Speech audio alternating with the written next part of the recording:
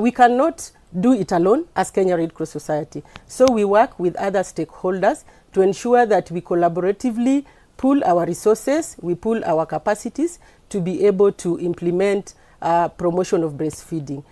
At national level, coordination is led by the Ministry of Health, technically, but we have participation of all other organizations within the nutrition sector and also the other nutrition-sensitive sectors who participate in these coordination discussions. So during these coordination discussions, we ensure we set up preparedness measures, which include contingency planning, and we make it very multi-sectorial to ensure that in the event there's an emergency, then we already have set interventions that we refer and quickly activate. So we have contingency planning, and therefore when we have an emergency, then we quickly move in with our response plan.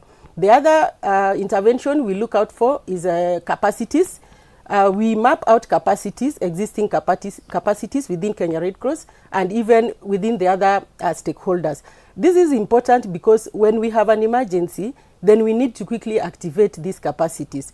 When people are affected, we need to know the needs that are there and what can we prioritize so that we continue protecting and sustaining breastfeeding.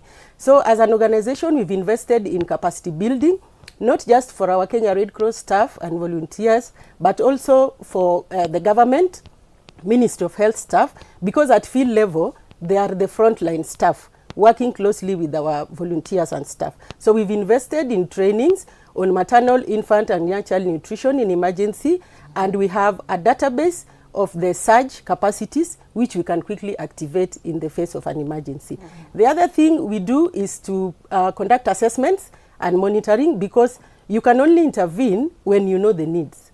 So we invest in conducting various forms of assessments before the emergencies and even during the emergencies. So these assessment reports help us to inform how we design our maternal, infant and young child nutrition interventions to ensure we continue to protect breastfeeding.